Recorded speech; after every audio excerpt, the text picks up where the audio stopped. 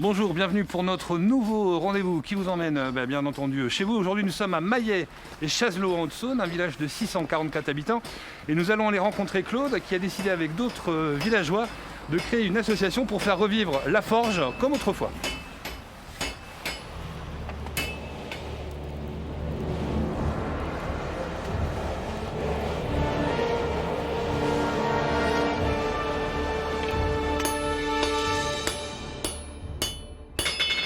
Bonjour Claude. Bonjour. Merci de nous accueillir. Alors on voit que vous êtes avec des camarades, donc il y a André et Martial. Oui, Alors donc vous avez eu cette idée de faire revivre la forge comme à l'ancien temps, c'est ça? c'est exactement ça. C'était une forge qui était restée dans son jus depuis les années 50, personne ne l'occupait. Et puis quand on l'a découverte avec le propriétaire, on a décidé de faire une association de forgerons pour pouvoir la faire revivre. Et en même temps pour montrer aux gens comment ça fonctionnait à l'époque.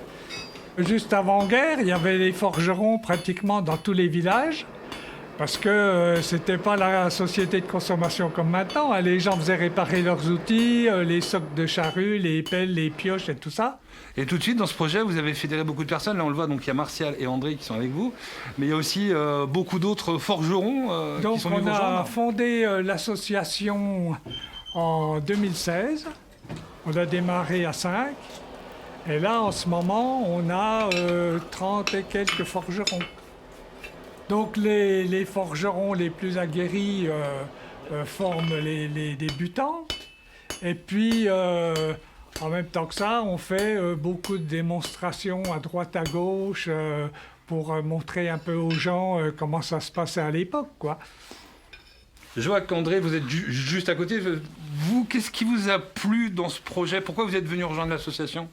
C'est-à-dire que quand je suis arrivé en retraite, à l'âge de la retraite, je m'étais dit j'aimerais bien trouver une activité qui me permette de travailler un peu les métaux, le bois, et les matériaux comme ça. Et puis j'ai été en contact avec quelqu'un de la forge, et puis donc j'ai appris les premiers rudiments de la forge avec eux, et puis je me suis passionné pour cette activité-là.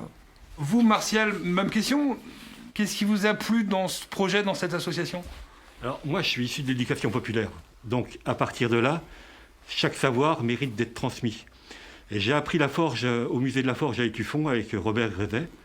J'ai fait plusieurs stages avec lui et j'ai fait des démonstrations. Et à partir de là, je dis il faut qu'on trouve quelque chose. Et on nous a proposé ce lieu qui était voué à être donné. Et nous, on a refusé. On a dit il suffit de mettre un vieux au milieu pour faire revivre la forge et on l'a fait vivre. Et maintenant, ça vit. Qu'est-ce qu'on peut vous souhaiter, Claude? Que ça dure encore longtemps et puis qu'on ait beaucoup d'adhérents. Eh ben, merci pour l'accueil. Et puis nous, donc, on va continuer notre balade et notre découverte. Merci à Bonne vous balade à aussi. vous. Merci, messieurs. Bonne balade.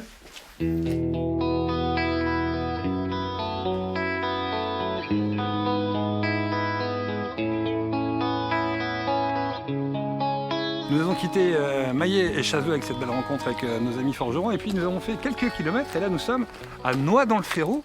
Et nous allons rencontrer Cyril. Cyril, il tient un restaurant, il est barman et il a surtout quelque chose de Tennessee. Cyril, Oui, bonjour, bonjour, merci de nous accueillir. avec plaisir. Alors vous êtes installé ici depuis combien de temps? Je suis installé ici depuis 2008, D'accord. ça fait 12 ans. 12 ans? D'accord. Vous, qu'est-ce que vous proposez ici? Donc, vous faites bar, vous faites quoi d'autre? Ici, moi, j'ai repris en 2008, la restauration s'était essoufflée, il n'y avait plus de restauration. J'ai repris sur une activité essentiellement bar et j'ai redéveloppé le menu du jour le midi pour pouvoir servir le monde ouvrier qui travaille dans le secteur, notamment le bâtiment, le TP et autres. Alors ce qu'on entend quand même chez vous depuis tout à l'heure, je pense qu'on l'a peut-être remarqué un petit peu, il y a un grain de voix qui serait quand même en relation avec les affiches. Il y a aussi une grande passion pour Johnny, pour le taulier. C'est vrai que je suis né, j'ai baigné depuis ma tendre enfance avec Johnny. J'ai évolué avec lui, j'ai grandi avec lui, de l'adolescence à l'âge adulte jusqu'à aujourd'hui. Et l'expérience a fait que, en chantant dans les karaokés ou autres, on s'est aperçu que j'avais un timbre de voix un petit peu similaire. Et aujourd'hui, c'est vrai que je me présente également sur scène en tant que sosie vocal de Johnny et je propose des spectacles régulièrement dans la région et partout en France, là où on me demande. Vous l'avez connu, Cyril, au bar dans son restaurant. Et bien maintenant, il est là, Johnny Doll. On a tous quelque chose en nous de Tennessee, cette volonté de prolonger la nuit, ce désir fou de vivre une autre vie, ce rêve en nous avec ses mots lui, quelque chose de Tennessee, cette force qui nous pousse vers l'infini. Il y a tant d'amour avec tellement